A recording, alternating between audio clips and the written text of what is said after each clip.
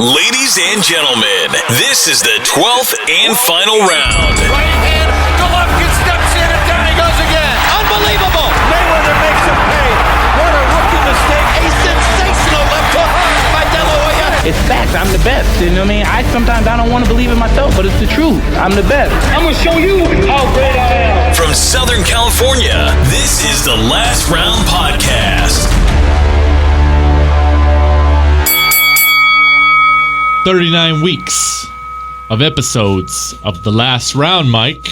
39 weeks, and we are at the 39th episode.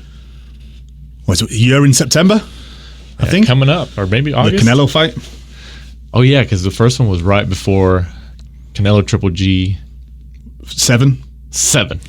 Or no, Canelo. Was it Canelo Triple G? Yeah. Right? Yeah. The second, the rematch. Episode 39 of The Last Round. Once again, thanks for joining us here in studio. Once again, I'm Danny Z, along with my co-host, the franchise, Michael Shepard.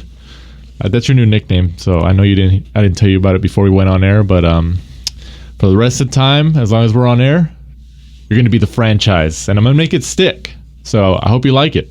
WPA, the World Podcast Association franchise champion. Franchise champion, the WPA, the franchise, Mike Shepard.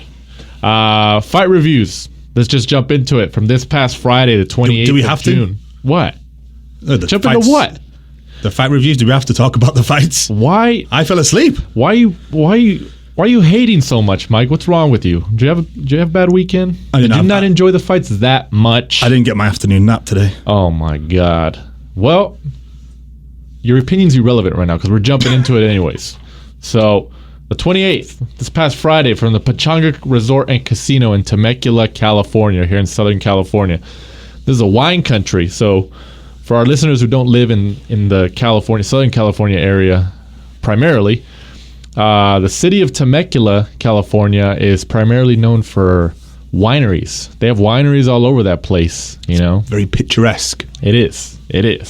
There's a lot of weddings that happen there in the wineries and stuff like that. People go there to wine tasting, then they get really drunk and pass out, and they wake up in the morning and just go back home. So it's great for our UK listeners. So if you're coming to UK and you're coming to the LA area, what is it? Maybe 100 miles east, southeast. You can go to the Temecula wine country and get some wine in if you're a wine connoisseur. But yeah, Pechanga Resort and Casino on ESPN. And this was on regular ESPN, right? Not ESPN Plus. A little free one for everyone. So, hey, that's pretty good, especially for these fighters. Richard Commey gets the 8th round knockout of Raymundo Beltran. For the longest time, I was like, is it Ray Beltran? Is it Raymond Beltran? Like, his actual name is Raymundo. All I want to know is, did he ever get that visa? Oh, I know, right? I watched some of the fight. Actually, I watched a good amount of it, but I didn't watch all of it. But did they plug that? Did they plug that during the telecast? Or did they stop because they plugged it so many times before? I think they plugged it so many times, and it was just too much. He was the away fighter as such in this one, wasn't he? Yeah, that's true. Because they were plugging it when they were trying to get him a title, because it was a good story, and it worked too. Commey gets that 8th round knockout and retains his IBF World Lightweight title. Beltran was down twice in round 1 and down again in round 5, and then finally gets finished in round 8.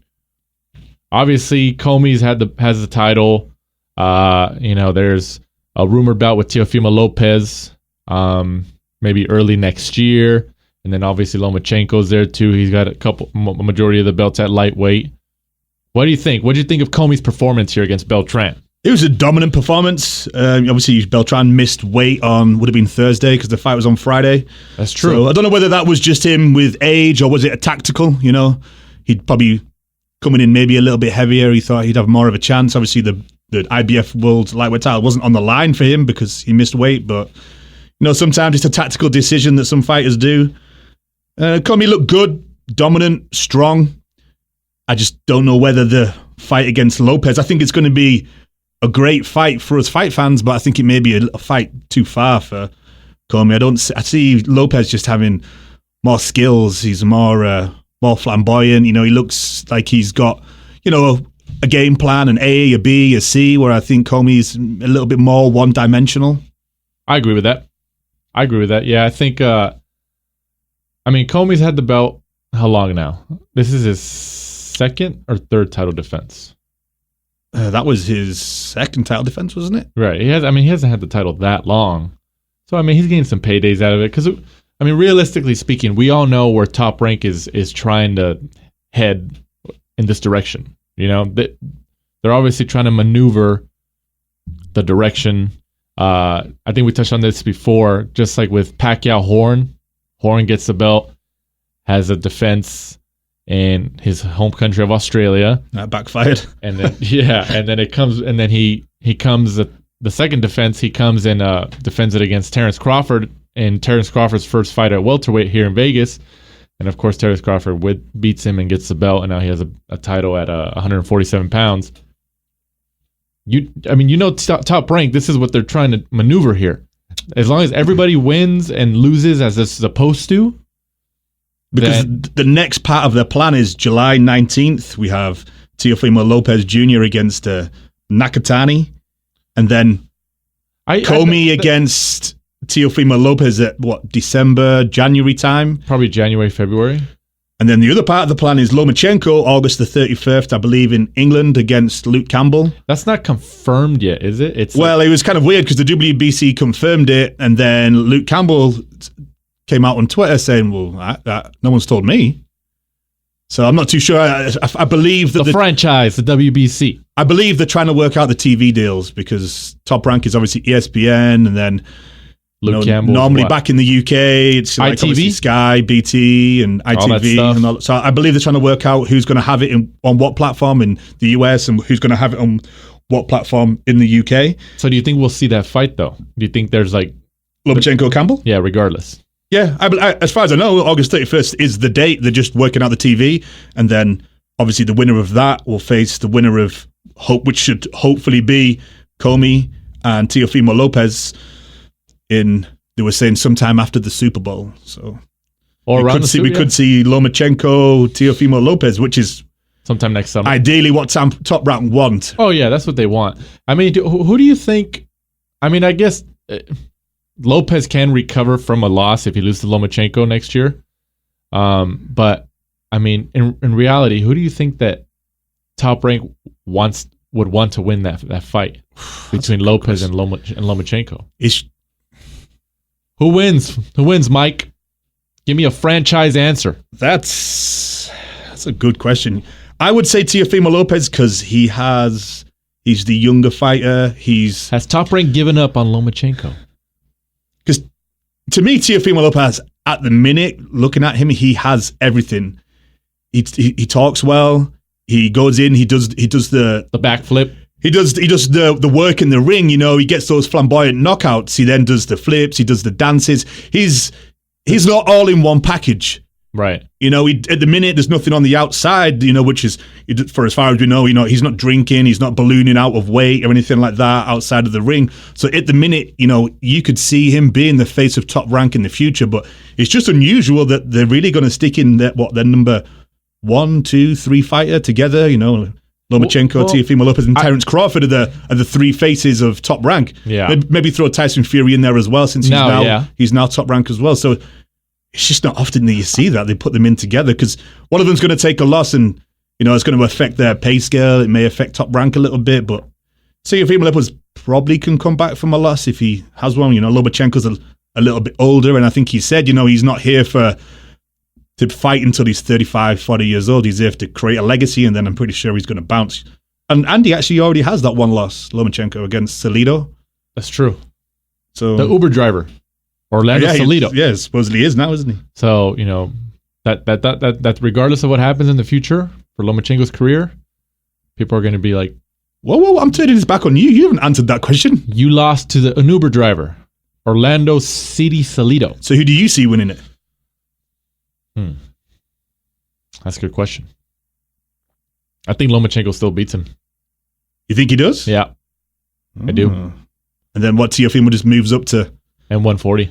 To 140 and goes he's already said in previous interviews that we've touched on before that he feels like he needs to move up already. Like he's like he's already kind of been throwing it out there that like it's kind of hard for him to make 135. And I think he even said like maybe 1 or 2 more fights and I'm going to move up to 140. Like he's pretty much already saying like I should move up now.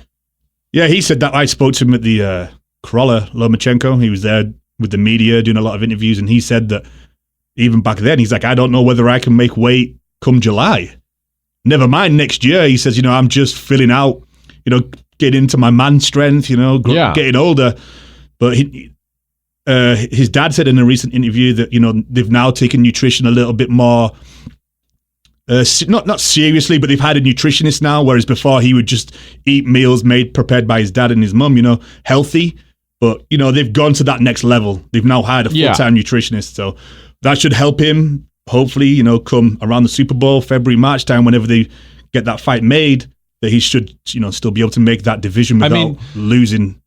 I mean, I just hope that, like, he can actually make the weight, and it's not just kind of like, because there is a trajectory here that the powers that be want to happen, which is obviously a unification bout between Teofimo Lopez and Lomachenko sometime next year. I just hope that like Lopez doesn't like miss weight in the next couple fights leading up to that if all goes according to plan, and like it really like messes him up, like, and then do people start coming out and blaming Top Rank? Like, oh, I mean, because we got to be realistic here. There was obviously a conversation had with Lopez, who knows how long ago in the past, about, okay, this is the pathway that we've laid out. Like, you're going to fight this guy. We're going to put Commey against Beltran. I mean, how many times has Beltran got a title shot in the last couple of years now? Like, like, so think about that. They laid it out for him. They're like, look, as long as everything goes according to plan, you can unify with Lomachenko next year. And, there's your moment. One of you guys takes it. But I keep going back to like you just touched on. He was like, I don't even know if I can make 135 by July. It's July, like I get hiring a nutritionist and all that stuff, like full time for camps and stuff like that, which is great. It gives you that extra tool in fighting against the weight cut. But even that sometimes isn't the end all be all. Like what is he? How old is he? 22? 23? 21? 21. 22, July 30th. So, like he said, like he's getting older. He's coming into his man strength, and like his body is changing. It's it's developing still. So so you can't fight Mother Nature sometimes. Actually, all the time you can't fight it. So, I don't know. I mean, I'm sure Top Rank told him like, look, it's all right. Like we'll get you a nutritionist. Like, they want to keep him at 135 at least until sometime next year. Because look at it this way. If all goes according to plan and he fights Lomachenko next year, he has a belt and then Lomachenko has the other belt and it's a complete unification at 135. If Lopez loses, he gets knocked out or even it's a decision or something and Lomachenko beats him, he's just going to move up. And he's going to be like, I lost to the best guy in the division, not just a division, but probably in boxing. And he was like, are they going to talk about like, I just couldn't be able to make the weight. I've had trouble the last couple of fights. So I'm going to move up to 140. That's my natural weight. That's where I'm going to do my damage. Like, is it going to be like that? Is that the narrative that you're going to hear? Do you think so? Yeah, I believe so. I think, unless he gets completely schooled and you can see that it wasn't the weight, there's, it's very rare that a boxer just turns around and says, I was just beaten by a better guy. Right. There's always something. Right. I was injured. I had a bad training camp. I had flu. I had a bad toe, like David Hayes said, something ridiculous I'm like that. I'm not fighting for the franchise belt. Yeah, so there's, it's very rare that they turn around and just accept it. Yeah, I was just beaten by the better guy on the night. So there's always a reason. I just think that, and hopefully we're wrong, but I just think that like if it comes down to that, just because I'm hanging on to him saying in past interviews like, yeah, I'm having a tough time making 135 and this and that. Like, even if he makes it by the time next year to a Lomachenko fight, like I just feel like especially if he loses, he's gonna be like, you know what? Like, I've had a hard time making 135 the last couple fights. Like, I should have moved up a long time ago, but I'm glad I got a chance to fight one of the best fighters in the world. You know, like, I mean, because obviously, you know, it's a payday. You know, there's some people who, like, I mean, that's not some people. There's a lot of fighters who will go to certain weight classes just for the payday. Look at Mikey going up from 135 to 147 because, like, he's already said it. And, like, you know, regardless of what people think that he got outclassed or anything, like, dude, he moved up. Got paid like $8 million or something. Yeah, like he's already said he's like, I don't want to fight like just anybody. Like Mikey Garcia is at that mentality where like he's a prize fighter. You know, the belts are that you transcend the belts. It's just like no, like your world titles is just more dollar signs. That's what it is. So, you know, I don't know. It's going to be a great year though. It's going to be a great fight to start 2020. If it all goes to plan, and we know come February, March, around the Super Bowl, we're going to see Teofimo Lopez against Vasily Lomachenko. Where do you think? Potential venue choices. Let's throw them out there. Well, both of them have fought a lot in Staples Center? They both fought a lot in New York, right? I could see New York. Teofimo's backyard, and then he's Lomas fought in the small MSG, right? The theater. I think he's fought once in the big room, as they call it. But the thing is, though, with it being if they do it right and they maximize the amount of revenue, then you'd go Las Vegas. I could see it being in Las Vegas, like at the MGM or something like that. New York makes sense, but for money, Las Vegas. Yeah. And then Top Rank would save money because they don't have to fly all these people out. Bob Arum lives in Vegas. They all live in Vegas. So I could see it being in Vegas. I'll speak to Bob because it's close with me and you. We'll speak to Robert Arum. Is his real name Robert Arum or is it Bob? It has to be Robert, right? I would say Robert. Yeah, he looks like a Robert. So I'll give you Mr. Arum. I'll give you $20 next time you see him in person, whether it's at a press event, media, workout, fight. Like, hey, Mr. Robert Arum. See what he says to you. But you have to film it to get his reaction so our listeners can all see it online. I'll be the last time I'm allowed in. It's like, who the hell are you? Get this kid out of here. Mr. Robert Arum. But yeah, so let's see how this trajectory goes as time goes by, excuse me. Like you said, Teofimo Lopez fights July 19th? Mm-hmm. So against Nakatani.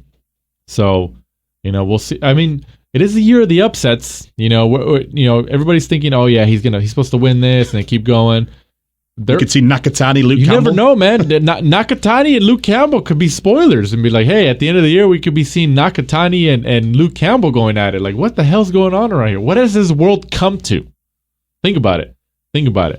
But also on that card, Carlos Adames gets a 10-round unanimous decision over Patrick Day for the NABF Super Welterweight and WBO NABO titles. Did you catch this fight? I did. I thought it was a good fight for Carlos Adames. He was just too strong, too powerful.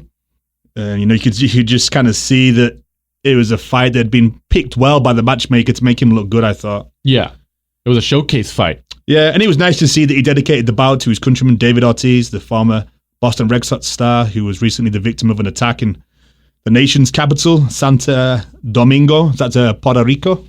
No, it's Dominican Republic. Dominican Republic, is it? Yeah, so David Ortiz, for our listeners who aren't familiar with baseball over here in the States, David Ortiz is a retired baseball player who played for the Boston Red Sox over here on the East Coast of the United States.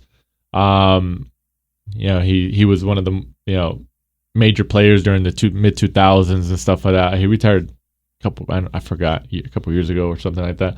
But he was a power hitter. He hit shots all the time. Him and Manny Ramirez in the mid 2000s. Anyways, he was a staple in the Boston Red Sox history and franchise. There it is again, franchise.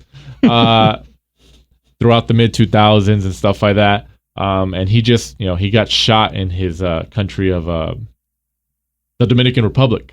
So I don't know if people saw it on Twitter, but like you said, Carlos Adames dedicated that fight to David Ortiz, who I'm assuming they're friends, or maybe he's just a big fan.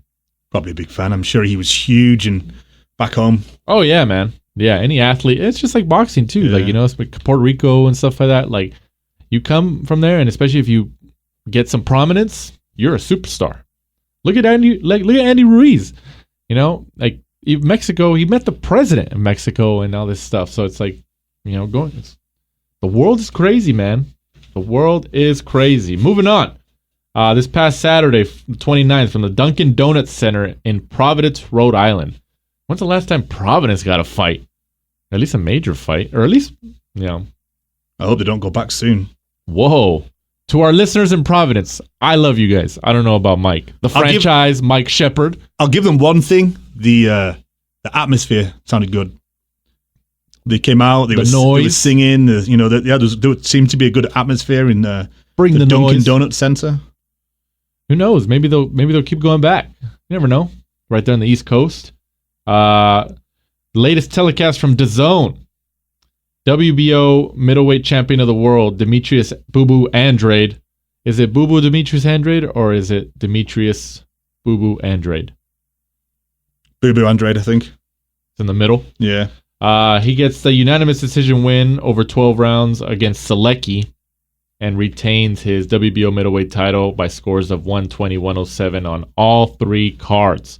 So, where should we start on this fight? What do you think? To me, To you? I thought it was boring. Whoa. But then obviously, I was doing the homework for the podcast, and I was reading, I read ESPN, Yahoo, CBS, and some of them were saying it was a boring 12 rounds, and then I think it was the ESPN had it as a dazzling performance. And then I think it's maybe even CBS, scintillating performance. I'm like, did I watch the right fight? He started well. People have different tastes, Mike. Some people are wrong. Whoa. He reminds me of Andrade. He's got all the skills in the world, but he just doesn't have that standout performance. That he doesn't knock people out. I think he tried to showboat a little bit to get the crowd going, because obviously he was doing it in front of his home crowd. But he kind of reminds me of Kid Galahad. He's got all the skills in the world, but who should be champion right now. But his style of fighting, it's sports entertainment. He needs to entertain the crowd. No one's going to want to come and see him. WWE. Exactly. He won. Obviously, 120, 107 AEW. over 3 cards, but he's just a boring fighter. I can see why people don't want to fight him. He's good, but there's no upside to it. You're not gonna. But he has a title. Like, I saw somebody on Twitter. Oh, and I forgot who it was. It might have been Mr. Boxing Guru. Shout out to Mr. Boxing Guru. I think it was him. I think I saw a tweet, and if it wasn't, I apologize, whoever it was. But I think it was his tweet.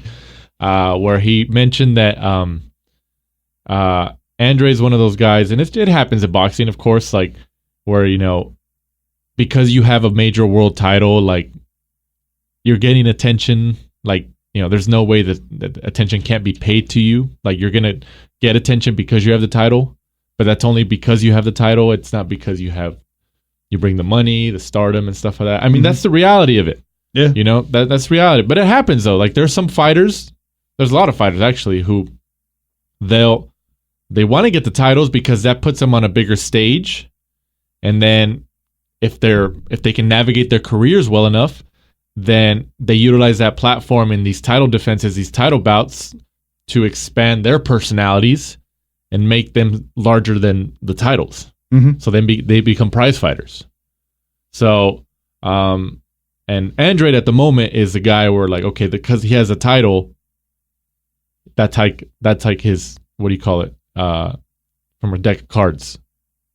Wild card. His wild card? Wild card or Joker? I don't know. Here you go. I forgot. Something like that. But you're right though. And you know what? Like, watching the fight, because I did catch a good amount of it.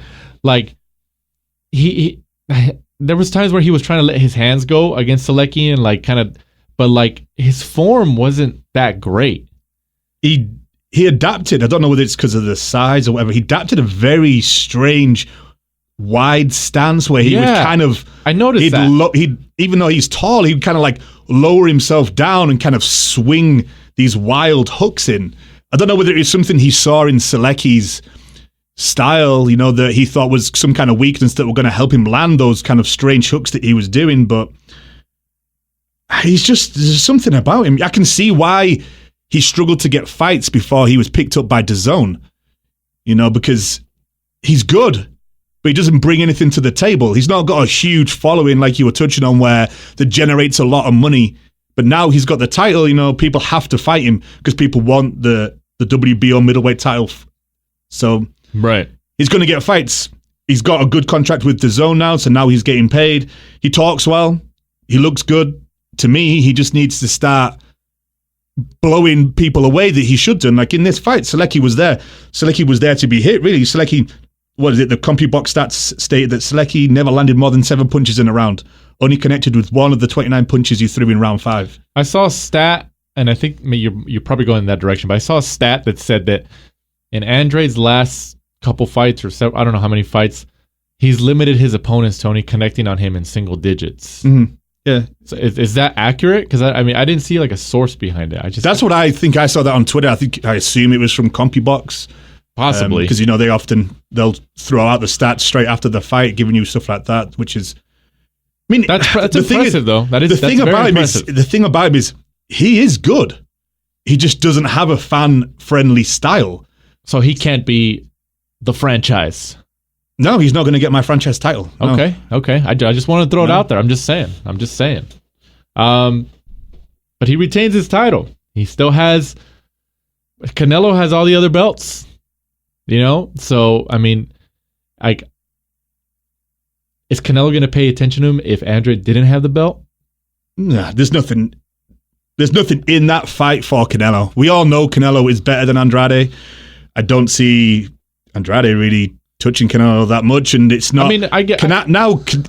Canelo is on another level. Canelo literally is picking and choosing what fights he wants. Ones that generate money, ones that generate legacy. Like Callum Smith moving 2 divisions up and fighting Sergey Kovalev. Yeah, he picks up the WBO, but I'm honestly not bothered by it. Honestly, I'm not.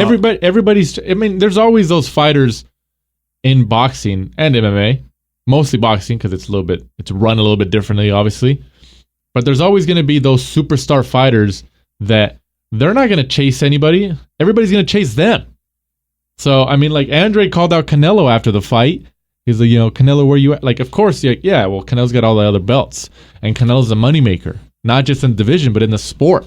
So, of course, if I was Andrade, as much criticism as we might give him for his style and all that stuff, he has a bargaining chip. He has one of the major world titles.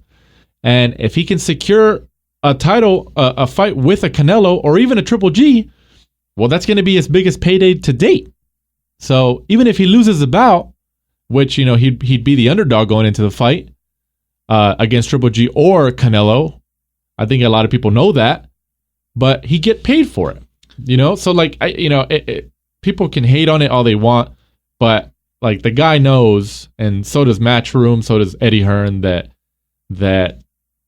he has a bargaining chip, and he might not bring eyeballs or money to his side of the table, but hey, he's gonna get a pretty significant payday if it happens. Which if he has the belt for for the time being, they're gonna have to fight him. The only 2 people I can really see facing Andrade next that make any sense to me would be Triple G, if the Canelo fight doesn't go ahead for whatever reason, or Charlo. Yeah. I don't see Andrade. Honestly, if I was Charlo, especially now that, and we'll touch on that in a little bit, especially now that Charlo's been elevated to the full... Super this is so world. Stupid for me to say, but just because, now that he's been elevated to the WBC middleweight full champion, from the interim to the full, ever since Canelo became franchise champion, which is another topic in and of itself. If I was Charlo, I would tell Al Heyman and PBC, hey, throw me in with Andrade. Charlo is a bigger name. Get Andrade to come to Fox. And even if he doesn't come to Fox, honestly, if I was Charlo, let me go to DAZN. I'll take his belt, and then Charlo's going to have 2 belts. And that would, to me, I think, is stylistically would be a good matchup. Yeah. Because Andrade is the skillful, fleet of foot boxer on the outside, where you've got Charlo, who, he's more, especially in his last fight against Adams, he's very flat-footed, which I noticed. More of your brawler, knockout, self-proclaimed best jab in boxing, he said. Best jab in boxing. I hope that goes on some T-shirts. So to me, that I think would be a better fight, and then the winner of that is more deserving of a Canelo fight. Whoa. Who gets to say you get to use the word deserving? Big word for a podcast. What? I don't know, man. I don't know. Ever since I started calling you the franchise, I think it's going to your head, Mike.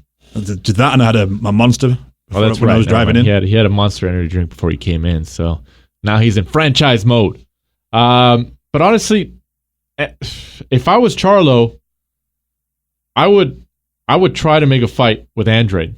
They both have, especially now that Charlo has a world title, like a full world title. Like it, I would do it, man. I would do it. Do you know what I've just thought of, Danny? What? Wrong side of the street. Oh gosh! Please don't throw that at me. Please. I'm on one side. You're on the other. The franchise. And I'm just waving over. Oh, that's so stupid. But honestly though, if you look at it, Charlo is the bigger draw. He's got the bigger name recognition. And yeah, stylistically that'd be a good matchup between both. But it's intriguing. I mean, who would you favor in a fight between Andrade and Charlo? I would favor Charlo. I was thinking Andrade. Really? Just because in the last fight, I don't know whether it's because he fought Adams and he didn't fear Adams or something like that. Maybe he tasted his power early on. I thought he was very flat-footed. No, he was. I agree with that. And I know he said he broke his hand in the second round, and to me, kind of a little bit early because obviously we're going to review this fight in a minute. I thought he should have got Adams out of there. It was 12 rounds, and you can see. No, you're right. He should have. He should have. Everybody expected it. Exactly. Everybody expected it, and to get those bigger fights, to me, you need to start making statements. He handpicked Adams. Adams was going to be fighting Triple G. They threw more money at him to get him in there because he'd won the contender and he kind of had a little bit of name recognition. Bit of steam, yeah. Yeah, so, they paid him in there to be, that sacrificial lamb. Right. No, you're right. So, you should have got him out there. You picked him. Should have. But I mean, does that... Okay, let me pose this question to you. Does that say more about Charlo's ability and performance, or does it say more about Adams' toughness and his talent? I honestly don't think Adams came to win. I honestly thought quite early on you could see that he was just trying to get through 12 rounds, get a payday. I know, but like making it to 12 rounds for somebody who's supposed to be as high level as a fighter as Charlo is still an accomplishment. Because like the Charlos, like they knock out guys. Usually that's what people expect from them. Yeah, they normally do the job, but in the last couple of performances from all the Charlos, I don't know whether it's the rise in the challenges they're facing, facing some people of more name, better ability. Yeah. They've struggled. No, of course. Both of the Charlos did. Yeah. No, yeah. And I mean, like, it happens. Like when you face higher level competition, like look at Triple G for years, he ran the middleweight division. He was knocking everybody out. And when he went up against Jacobs and Canelo, like, yeah, he beat Jacobs. He knocked Jacobs down once, but like when he stepped up, when he actually got these significant bigger prize fights, these talented guys, well, like that kind of shows like, okay, now it's an even playing field in a sense in terms of talent. So, it happens. It happens. So like, I don't know. Or is it just that we've been, led to believe that, Charlo is that good, and they got to the point where they had to start throwing in names of note, 12 rounds against Brandon Adams, 12 rounds against Maciej Korobov, 12 rounds against Austin Trout. I'll give them that one. 12 rounds of Austin Trout is pretty good. He knows how to old man people now. In his last few fights, you can see that he knows how to go 12 rounds. He's been in there, Trout's had 4 or 5 shots at world titles over the time. So, I mean, something like that. I mean, who knows? But yeah, like you said, like I hope Andrade, because I don't know where Andrade goes from here. To me, those are the two that they should do. Whether they do, like the Triple G fight, I'm sure Andrade would want it. Does Triple G want it? Because if he doesn't get Canelo, is he going to say, okay, well, I'm going to bide my time, pick somebody, knock them out, and then that makes the Triple G fight even bigger. But then if Triple G, because everyone seems to be saying that the Kovalev fight is like 70 to 80% done. Dude, what the hell is going on with that? Like, I'm really, really want to see that fight. Honestly, I really do. Dude, all these people who can talk smack about like Canelo or any type of fighter saying, oh yeah, they pick and choose and this and that, like, talk about like criticizing some type of legacy. Like, even if he doesn't fight Kovalev, like, you can't criticize a guy like Canelo or like, even other fighters before him, or even, it happens. But like, the guy is literally like, he's fought Triple G twice already. He just fought Jacobs. Rocky Fielding. Rocky Fielding. I mean, regardless if he was obviously more talented than Rocky Fielding, he moved up to 168, a weight class above him, and he beat a taller guy. And now he's talking about moving to 175 pounds. I was thinking about it on the drive-in. I honestly wonder whether they've just seen that, Kovalev's got a belt. He lost recently, but in his last fight, he looked good. But when he fought Andre Ward noticed, and everybody had said, his old trainer had said that he's not good at taking shots to the body. And Canelo's a great body puncher. Boom, there you go, Danny. Exactly. Yeah. But Canelo's probably the best body puncher in the game. Yeah, absolutely. Right now, he's definitely probably the best body puncher in the game. And I knew when the whole Kovalev as the opponent started gaining some steam, especially in the last week or so. I think if you go back, a month or two, do you know the first time I ever saw it was an interview by Fight Hype? Okay. Yeah. That's where the first time I ever heard the rumor. And I was like, there's going to be nothing to that. And then it just took off. Yeah. It's blown up. So, but you're right, though. As soon as it started catching some steam, I knew right away, I was like, Canelo's going to hit that body. Yep. He saw what Ward did, but even that, though, like, Kovalev is still dangerous. If he goes... He is still dangerous because, like, mostly because of the size and the weight, and Canelo's going up, and, the height and all that stuff. And obviously based on Kovalev's last performance, like, regardless if he did get beat by Ward twice or controversially, whatever, in a controversy the first time or whatever, like, Kovalev is still good. But you also got to look at it from, like, a monetary perspective. Like, yeah, he probably sees that, like, he can take Kovalev to the body. He can get another world title, 175 pounds, which would be insane. Even four different weight divisions, is that? Yeah.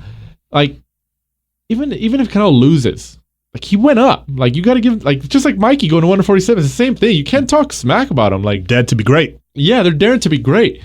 And, they're already arguably are great. Like, Canelo's already etched his name in the history books. But going back from, like, a money perspective, I mean, like, obviously in that fight, what's going to sell is that Canelo's going up to, like, his fourth weight division, fighting a world champion at 175 pounds, Kovalev, who was a monster in that division for years, and who's obviously going to be bigger than Canelo.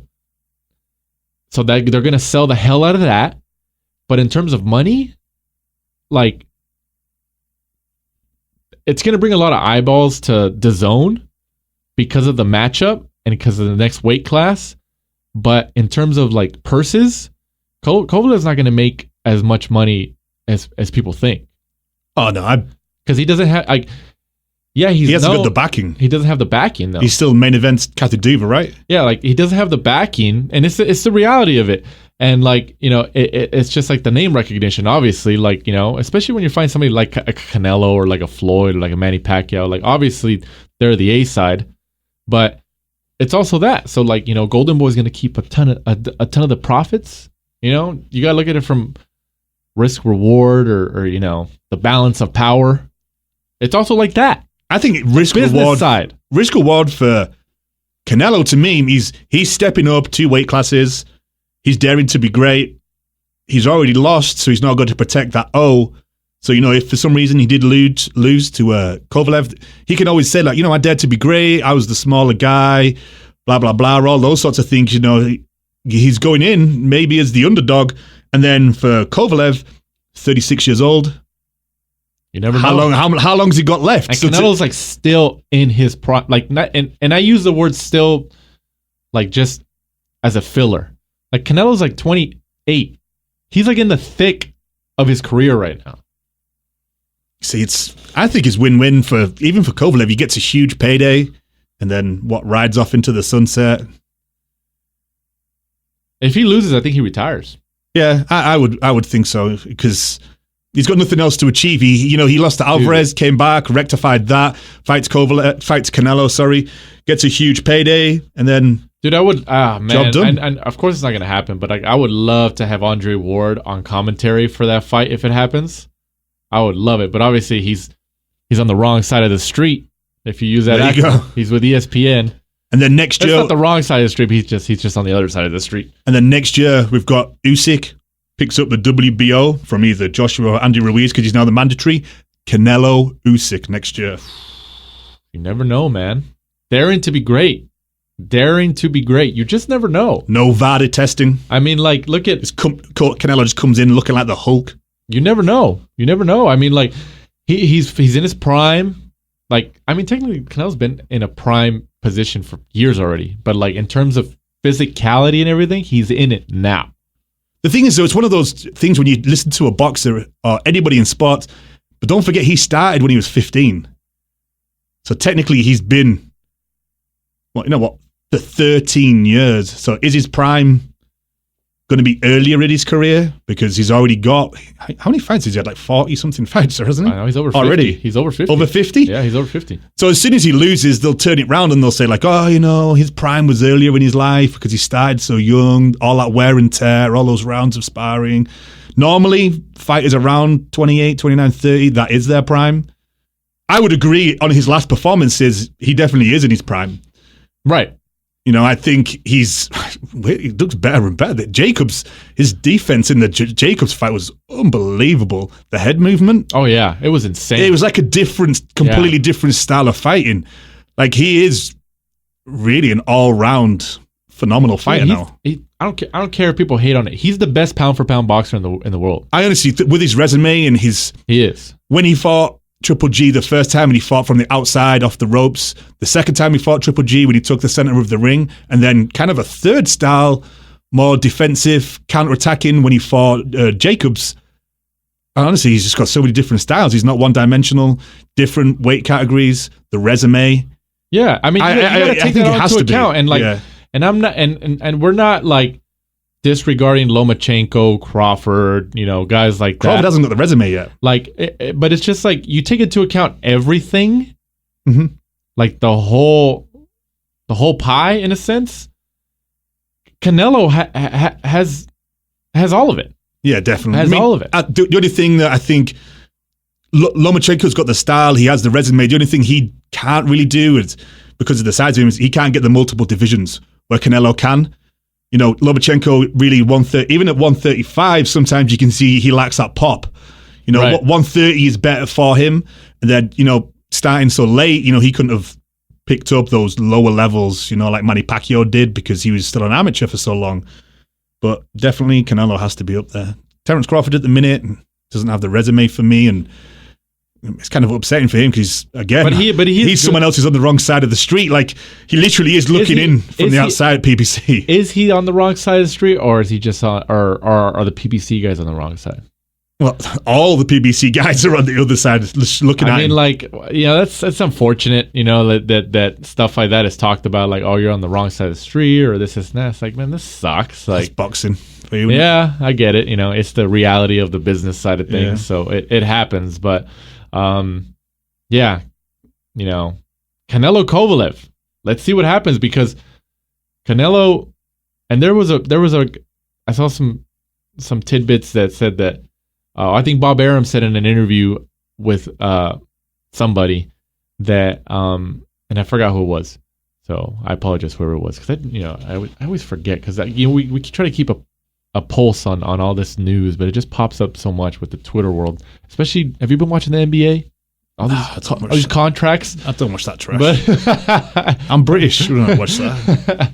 But Bob Arum said that he's been hearing that Canelo's been having problems with his knee, Because remember in his last fight, he was brace. Yeah, he was wearing that brace, and and he might not even fight in September. So there was a rumor that Triple G might take the September Mexican Independence Day weekend, September 14th, I believe. So I mean, who knows? Who knows? Because like it's already July, and September they usually announce it with like 2 months in advance. So like it's coming up to that timeline. Yeah, because they always do so much press for Canelo because he's such a global star. They do the little tours, LA, New York. Yeah. And if he fights Kovalev, do they go to like Russia, the Ukraine, Europe? Yeah, exactly. So that'd be maybe. I'll be interested in to see what happens because he did fight with a brace on. Yeah. So I mean, who knows? Who knows how that's going to turn out? But like, you also got to look at it. Go really quick, touching on the Canelo Kovalev thing because I can't believe we're talking about Canelo against Kovalev. I honestly want to say it so bad. I can't believe that's coming out of our mouths right now in 2019. Like, you know, when he was fighting like Amir Khan in like 2015 or whatever, like, did we think at that point like, oh yeah, in like 4 or 5 years, Canelo's gonna fight Kovalev, light heavyweight? Like, what the hell? So, what was the point I was gonna make, Mike? I forgot. You're getting old, Danny. I forgot. Well, let's move on. Also on that card on DAZN, one of your favorite fighters. Is it Cal Yafai? Cal Yafai? Is his nickname Cal? They just call him Khalid Yafai, but they always just call him Cal Yafai. Right? Okay. Cal Yafai gets the 12-round unanimous decision win over Norberto Jimenez. This was for the WBO World Super Flyweight title. What did you think of Yafai's performance? Dominant, kind of similar to Andrade's. Would have liked to have seen Cal go in there, make a statement, and put himself really in the mix for those bigger fights against Rungvisai, Estrada, Chocolatito, you know, all those guys. Well, he called them out. Because it's one of those things, it's okay to get a dominant win like he did and then say you want those fights, but you really want to go in there, make a statement, and get to the point where everyone's demanding those fights, so the promoters have to put it on. That's the same thing, the problem I have with, you know, Andrade, is you need to go in there, put your foot down, get those guys out of there, and then everyone's like, oh man, we need to see him in Estrada. We need to see, you know, Rungvisai.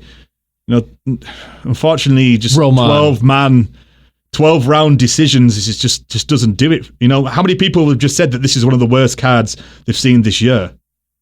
Yeah. It's all over Twitter. And I even watch it. I had to watch it for the podcast, you know, stuff like that. We need to keep we need to make sure we see these so, you know, we can talk about them. Content. And I was just watching it thinking like, oh my God, is he going to get to the next round? Just get him out of there. The last round. And then we get there and it's Andrade does the same thing. I was like, oh my God. Oh my goodness. Well, yeah, that's boxing for you. We can't always win on every fight here as fans. That's true. You know, we gotta take the good with the bad and the bad with the good. It just this whole weekend though, they could have shared them out a little bit. Yeah, we could have, but it's just the world we live in, Mike. The franchise, Mike Shepard, and also Joseph Parker, former heavyweight champion, WBO heavyweight champion, first fight under DAZN in Matchroom Boxing, gets the 10-round TKO over Alex Leopai. Two Samoans, because a lot of people didn't know that Parker. I was getting messages like, "Oh, I didn't know Parker had like some Samoan blood in him." Two Samoans going at it. Yeah, Parker. I watched this fight. He obviously looked the better. He looked like the better fighter, technicality and all that stuff. But there were some couple shots that Leopai was like throwing, like kind of like haymakers. And you know, you just see these shots and you're just like, man, if that would have landed, that could have been really bad. I think one thing Parker lacks is, you know, seeing him, because he kind of got the WBO title just kind of like handed to him really, and then, you know, fought Ruiz in a close fight that Parker got the decision, then fought Joshua in a very boring fight, fought White in a very up and down fight, but Parker didn't have the best performance, and then, you know, fighting, you know, this one against Leopai on his first contract with DAZN and Matchroom Boxing. I thought he could have, even though he got him out of there, that, you know, he started quick, and I don't know whether he just tired or ran out. He was trying to stop him in the first couple rounds. Yeah, in the first couple of rounds, you could see he was trying to make that statement that I've just kind of been complaining about. Yeah. But then I don't know whether he got tired or Leopai's defense was, you know, too good, and he was good. He started, enough. You know, started to pick his shots more. Yeah. To give one thing though in Parker's favor is Leopai I think he's only ever been stopped by, Vladimir Klitschko back in 2014. Yeah. His other defeats were all unanimous decisions, stuff like that. So this was Parker's first fight of a 3-fight deal with DAZN and Matchroom. Which is good. Like, he's there. He's another name in the heavyweight division, even though he's lost to Joshua and he lost to who was it? Dylan White. Dylan White. He's still another name there, and he's only I think 27. Yeah, he's still young, especially for the heavyweight division where they tend to be a little bit older. 6'4", 260. So, I think it's a great signing for DAZN and Matchroom, because then you have another guy there who's a name and who has enough talent, who's a talented enough boxer to be able to probably put him back in there with Joshua or, these other heavyweights. So, because they've got a few heavyweights now, you could see maybe the Dylan White fight again, because Parker rocked White in the 12th, and it was really the bell that saved him, because Dylan White was kind of out on his feet. And then obviously you've got Derek Chisora, some up-and-coming guys, like Joe Joyce, Hergovich, the up-and-coming guy that Matchroom have signed to them. So it's a hot division at the minute, and and Parker's still got a decent record, 26-2. So yeah, so first of 3-fight deal for Parker. Yes, 2 more fights on the contract, and we'll see how it pans out. Also on Saturday, as we talked about, from the NRG Arena in Houston, Texas, a homecoming fight on Showtime. Jermall Charlo, like you mentioned, gets the 12-round unanimous decision win over the contender winner, Brandon Adams. And this, like we mentioned earlier, unfortunately, this was for the WBC full middleweight title that Canelo has, but originally this was for the interim title. And then your favorite word of mine, the franchise. Canelo becomes the franchise. And so Jermall Charlo's elevated to the full WBC middleweight champion. Charlo gets the decision win by scores of 120-108 twice and 119-109. Just like we said, I think Charlo needed a knockout. Mm-hmm. Especially having now being the full champion, like he's got a bargaining chip, he's got a bargaining chip now that he has a title. So, I mean, he got the win. Most importantly, he got the win. He's still undefeated. So now he definitely has a bargaining chip, because we keep talking about wrong side of the street or something. Like for the longest time, Charlo was kind of like the odd man out, because Triple G had titles. Now Canelo has the titles. Andrade had titles, and especially when DAZN came into the picture, DAZN had all the significant middleweight fighters. Charlo was on the outside looking in, just like a Terrence Crawford is like on the outside looking in. But now Charlo has a major heavyweight title, and you never know. In his future, he could be a franchise champion. When you're young, that's what you dream about. So I hope people start saying that, like, nah, I don't want to be the WBC middleweight champion. I don't want to be the WBO middleweight champion, WBA. I want to be the franchise. McDonald's is a franchise, right? Yeah. So every time I go and order there from this point on, be like, can I get the franchise combo? See what they say. And if they just look at me like dumbfounded, I'd be like, you don't watch boxing. And I'm going to walk out. So in your face, society. But yeah, man, I just can't get over this whole franchise title thing, man.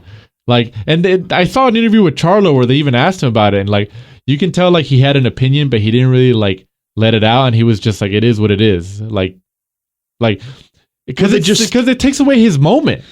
They just throw around titles, though. That's the thing. The WBC is, that greed and it's gold not just belt. them too. The WBA has like their super and regular, like, well, they're bad at it, yeah. So like it happens in different forms throughout boxing, but it's just like, come on, man. Like, and then you got the sanctioning fees. Well, that's why they do it. It's like, come on, man. Like, they're just doing it to make more money. You've got the WBC franchise, like interims. Then they make up those WBC Azteca belts. The Pearl Championship, the Amir Khan one. They pulled that because it's now going to be Billy Dib instead of the other guy, Goyat, and they've replaced it with the WBC International. Oh my god! So they're still part of it. They still get a cut. There you go. Exactly. So, It's at the end of the day, it's money, money, money, money, money, and we know that. And honestly, man, like, and I want to save this conversation for a future show. But like the whole Dana White talking about getting into boxing, and he says he doesn't want to work at any of the major sanctioning bodies. He wants to have his own titles. I mean, I get people talking about MMA pay in relation to boxing pay. It's not the same. Boxers get paid more. I get it, but it's like looking at it from that angle. Like if he's gonna use his own titles and create his own titles like he does in the UFC, man. I'm kind of jumping on board here slowly. It'd be interesting to see how that works because I am. I'm coming in with that new format. Is he going to be able to attract people? At the end of the day, they're going to go where the money is, I guess. And then it'd just be good to see, what do they do? Are the WBC, WBA, IBF, and all that going to group together? And you know what it's like in America? Everyone takes everyone to court. So I'm sure they'll come together with something and try and block them out. But no, you're right. They're trying to take over PBC, I hear. Yeah, there's a rumor, so we'll see how that pans out. But, one last quick note. I just want to emphasize that Jamar Charlo, like, I feel like they took his moment away in winning a major world title. Because he's never had a major world title at 160 pounds, right? Just the interim the whole time. Just the interim, but that's not the same. Like, I feel like they took that moment away from him. Like, what if he was able to fight a Canelo or a Triple G or even an Andrade, and he ends up winning, and he gets announced like, and the new, like, it's like, oh yeah, we elevated you, congratulations, you're a world champion. It's like, I'd be pretty pissed. I'd be like, man, like, yeah, it's nice, like, because now I have a bargaining chip, and like, I'm a world champion, and a lot of people are going to be chasing me, but it's just like, well, you kind of took away that moment from me, that potential moment. You know what I mean? Hopefully he gets it, down the line. Hopefully we see the Charlo Triple G, the Charlo Andrade, and then eventually, one of those guys will get the shot at Canelo if he ever stops moving up and down the weight divisions. Yeah. So hopefully he gets it, on another night, another day. We'll see. But wrapping up here, also on that card from Houston, Texas on Showtime, Erickson Lubin gets the fourth round TKO over, all right, franchise, pronounce this. Zachary Atue?